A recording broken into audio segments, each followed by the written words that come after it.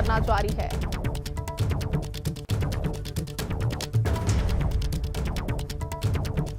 और चलिए सीधे आपको प्रयागराज लेकर चलते हैं। इस वक्त सीएम कार्यक्रम को संबोधित कर रहे हैं। बार एसोसिएशन इलाहाबाद के अध्यक्ष श्री अमरेंद्र नाथ सिंह जी, प्रदेश सरकार के मेरे सभी सहयोगी मंत्रीगण, माननीय सभी न्यायमूर्तिगण और उपस्थित भाइयों बहनों,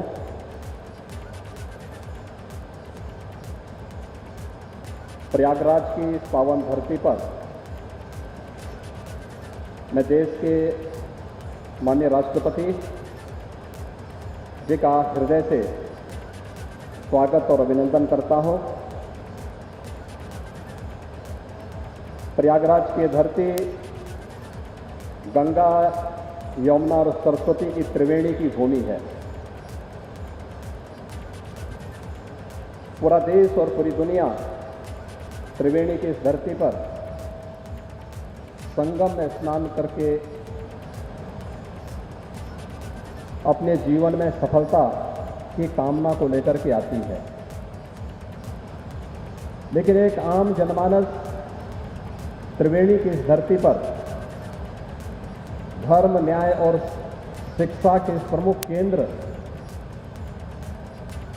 से प्रत्यक्ष अनुभूति पाकर के भी अपने आप को धन्य महसूस करता है। मैं त्रिवेणी के इस पावन धरती पर आज भारत के माननीय राष्ट्रपति जी के आग्रह पर प्रदेश शासन की ओर से उनका हृदय से स्वागत करता हूं, अभिनंदन करता हूं। आज के इस समारोह में प्रदेश की माननीय राज्यपाल और प्रदेश के अभिभावक स्वरूपा श्रीमती आनंदीबेन पटेल जी का, भारत के मुख्य न्यायाधिपति माननीय न्यायमूर्ति एन.वी. रमन्ना जी का, केंद्रीय विधि एवं न्याय मंत्री माननीय श्री किरेन रिजिजू जी का, सर्वोच्च न्यायालय के माननीय न्यायमूर्तिगण श्री विनीत शरण जी, श्री दिनेश माहेश्वरी जी, श्री कृष्ण मुरारी जी, श्री विक्रम नाथ जी का उत्तर प्रदेश शासन की ओर से, उत्तर प्रदेश वासियों की ओर से हृदय से स्वागत और अभिनंदन करता हूं। आज का दिन न केवल उत्तर प्रदेश के इस प्रयागराज की धरती के लिए बल्कि उत्तर प्रदेश वासियों के लिए अत्यंत महत्वपूर्ण दिन है। वर्षों से लंबित उन परियोजनाओं का शुभारंभ माननीय राष्ट्रपति जी के कर कमलों से होने अभी प्रारंभ हुआ है, जिसकी दशकों से तमन्ना प्रयागराज वासियों को और उत्तर प्रदेश वासियों को था। खासतौर पर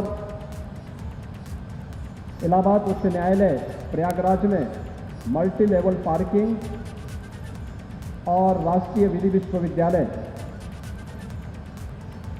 इन दोनों की वर्षों से मांग चली आ रही थी। और मुझे बताते हुए प्रसन्नता है कि आदरणीय प्रधानमंत्री जी की प्रेरणा से, उनके मार्गदर्शन में उत्तर प्रदेश सरकार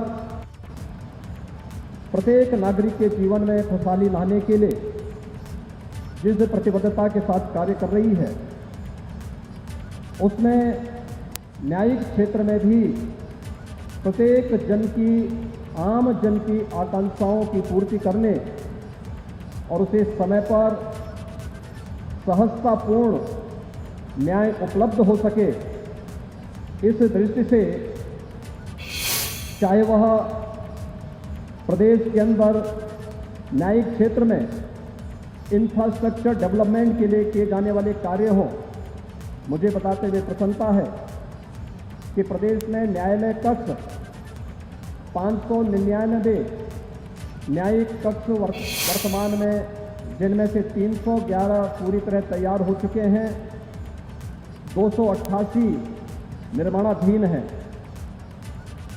माननीय न्यायमूर्तियों के आवासीय व्यवस्था के लिए भी प्रदेश सरकार की ओर से 611 ऐसे आवास स्वीकृत किए गए थे जिनमें 247 बनकर के तैयार हैं और 364 वर्तमान में निर्माणाधीन है। आज का युग डिजिटल युग है। कोरोना महामारी के दौरान हम लोगों ने तकनीक के इस महत्व को समझा है। आम जन को दी जाने वाली सुविधा हो या फिर सहजता और सरलता के साथ उन्हें न्याय उपलब्ध कराने के लिए हम तकनीक का उपयोग किस रूप में कर सकते हैं, ये हम सब ने डिजिटल हियरिंग के माध्यम से, ऑनलाइन दी जाने वाली उन सुविधाओं के माध्यम से महसूस किया है। और प्रदेश सरकार ने अधीनस्थ न्यायालयों में डिजिटाइजेशन के लिए लगभग 70 करोड़ रुपए स्वीकृत किए हैं। माननीय उच्च न्यायालय के कंप्यूटर क्रय के लिए 30 करोड़ रुपए, अधीनस्थ न्यायालय में कंप्यूटर क्रय और अनुरक्षण के लिए 20 करोड़ रुपए और न्यायिक अधिकारियों के नवीन लैपटॉप के लिए 18 करोड़ रुपए की राशि इस संबंध में राज्य सरकार ने पहले से ही स्वीकृत की है। और आज मुझे बताते हुए प्रसन्नता है। तो प्रयागराज से आप मुख्यमंत्री को सुन रहे थे। आज महामहिम राष्ट्रपति रामनाथ कोविंद प्रयागराज दौरे पर हैं, जहां पर बेहद अहम कार्यक्रम उनके हैं। हाई कोर्ट के 2 बड़े परियोजनाओं का आज शिलान्यास उद्घाटन कार्यक्रम भी है। इस खबर पर हमारी नजर होगी, लेकिन अब आपको एक बड़ी जानकारी दे दे। देवस्थानम बोर्ड और 4 धाम यात्रा को लेकर चारों धामों के पुरोहितों ने मुख्यमंत्री पुष्कर सिंह धामी से मुलाकात की है। बता दें आपको कि सीएम आवास में करीब 1.5 घंटे तक चर्चा की गई और सीएम के आश्वासन के बाद चारों धामों में देवस्थानम बोर्ड के विरोध में चल रहा धरना फिलहाल स्थगित कर दिया गया है। बड़ी जानकारी, बेहद अहम खबर है ये, क्योंकि लगातार 4 धाम यात्रा को शुरू करने को लेकर धरना दिया जा रहा था। 22 महीने से देवस्थानम बोर्ड के खिलाफ धरना दिया जा रहा था, लेकिन फिलहाल इस धरने को स्थगित कर दिया गया है। पंकज राणा हमारे साथ लाइव मौजूद हैं। पंकज, फिलहाल इस धरने को स्थगित किया गया है, क्या बातचीत हुई मुख्यमंत्री से, क्या भरोसा दिया गया जिसके बाद अब इस धरने को स्थगित किया गया है? जी देखिए, एबीपी गंगा तीर्थ पुरोहितों की इस आवाज़ को लगातार उठाता रहा है और हर मंच से एबीपी गंगा ने तीर्थ पुरोहितों की आवाज़ को उठाया है। और आज सभी तीर्थ पुरोहितों ने मुख्यमंत्री पुष्कर सिंह धामी से मुलाकात की है। यह आश्वासन दिया गया है कि 30 अक्टूबर से पहले सरकार देवस्थानम बोर्ड पर लेकर कोई बड़ा फैसला लेगी, यानी ये कह सकते हैं कि इस पर सरकार पुनर्विचार करने जा रही है। तीर्थ पुरोहित मुख्यमंत्री के इस आश्वासन के बाद मान गए हैं और चारों धामों में जो देवस्थानम बोर्ड के विरोध में धरना चल रहा था उसे 30 अक्टूबर तक स्थगित कर दिया गया। पुरोहितों का साफ कहना है कि मुख्यमंत्री की ओर से सकारात्मक बात हुई है और जो हाई पावर कमेटी बनाई गई है उसमें तीर्थ पुरोहितों के चारों धामों के 8 तीर्थ पुरोहितों को उसमें सम्मिलित किया गया है। यानी कि अब ये कहा जा सकता है कि जो high power committee Devasthanam board पर काम कर रही है वो तीर्थ पुरोहितों के साथ मिलकर काम करेगी, उनसे बातचीत करेगी और हर जो चारों धाम है उसके 8 तीर्थ पुरोहितों को इसमें शामिल किया गया है। उनसे बातचीत करने के बाद उसकी रिपोर्ट मुख्यमंत्री को सौंपी जाएगी। ब्रजेश सती जी हमारे साथ हैं, जो कि खुद इस धरने में शामिल रहे, इसको समर्थन भी दे रहे थे, इस वक्त हमारे साथ मौजूद हैं क्योंकि सीएम से मिलने के लिए वहां पहुंचे थे। ब्रजेश जी, बहुत स्वागत है आपका एबीपी गंगा पर। हेलो, आपको आवाज मिल पा रही है? जी हाँ जी हाँ जी ब्रजेश जी, आज आप लोग मुख्यमंत्री से मिलने के लिए पहुंचे थे, आप लोगों ने धरना भी स्थगित कर दिया है, क्या बातचीत हुई मुख्यमंत्री से, विस्तार से जरा बताइएगा। हाँ जय जी, मैं आपको बताना चाहता हूँ कि ये हमारा जो धरना और प्रदर्शन चारों धामों में चल रहा है, ये 27 नवंबर 2019 से चल रहा है, जब उत्तराखंड राज्य सरकार ने एक तरफा फैसला लेते हुए श्राइन बोर्ड का प्रस्ताव कैबिनेट से पारित किया था। उसके बाद से ही हम लोग धरना प्रदर्शन और आंदोलन हमारा चल रहा है। बीच में तीरथ सिंह रावत को जो है मुख्यमंत्री बनाया गया था, उन्होंने 9 अप्रैल को हरिद्वार में विश्व हिंदू परिषद की मार्गदर्शन मंडल की बैठक में खुले तौर पर घोषणा की थी कि देवस्थानम बोर्ड पर पुनर्विचार किया जाएगा। और इसके बाद से हमको लगा था कि सरकार अच्छी दिशा में बढ़ रही है और हमने फिर आंदोलन अपना स्थगित कर दिया था चारों धामों में।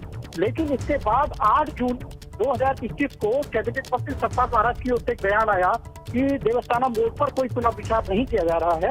इसके बाद से 10 जून से लेकर अद्यावधि तक अभी तक हमारा ये आंदोलन धरना प्रदर्शन निरंतर जारी है। इस बीच ये डेवलपमेंट ये हुआ है कि राज्य सरकार ने और जो नए मुख्यमंत्री है पुष्कर सिंह धामी, इन्होंने जो दोनों पक्षों के बीच में इतने लंबे समय से चला आ रहा जो गतिरोध था, जो कम्युनिकेशन गैप था, इसको एक संवाद कायम करने के लिए उन्होंने खुद पहल की और हमें आमंत्रित